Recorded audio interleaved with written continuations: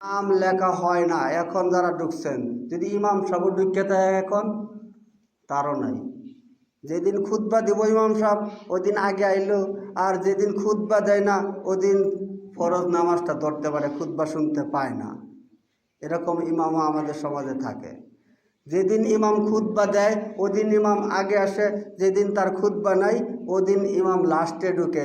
ওই ইমামের ব্যাপারে কোরআনে আল্লাহ তাআলা জানায় দিলেন, ইন্নাহু কানা যলুমান জাহুলা। এটা আলেম নয়, এটা পাক্কা জালেম।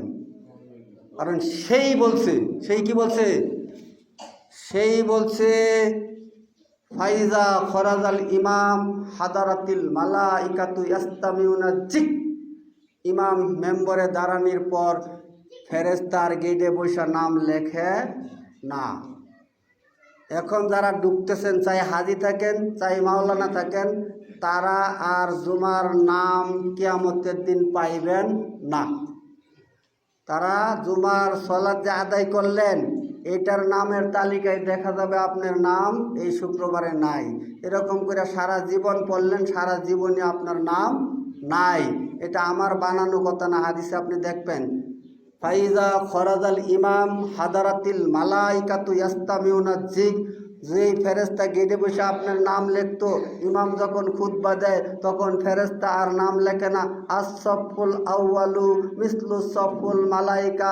আগের কাতার ফেরেশতার কাতার, ফেরেশতারা কাতারে বসিয়া ওই ইমাম সাহেবের জিকির শুনে তখন আর নাম লেখে না। এখন যারা ঢুকছেন একজনের নাম লেখা হয় না। আমরা রমজান মাস শুক্রবারের দিন অফিস আদালত কোর্ট কাছারি সব বন্ধ থাকে। জুমার সলাতটা আদায় করার জন্য আপনি একটু আড্ডা করা বন্ধ করতে পারেন না। যে সমস্ত লোকগুলা ঢুকতেছে এরা তেমন একটা কৃষক না, পরের কাজ করে আইছে না। পরের কাজ করার পরেও যে ব্যক্তি ঠিক মতো সলাত আদায় করে, যে ব্যক্তি ওয়াক্ত হওয়ার আসে সলাতের জন্য প্রস্তুতি নেয়, আল্লাহ তাআলা ওই ব্যক্তিকে জান্নাত দেওয়ার জন্য অপেক্ষা করতে থাকে। বলি সুবহানাল্লাহ। শর্টকাট দুইটা হাদিস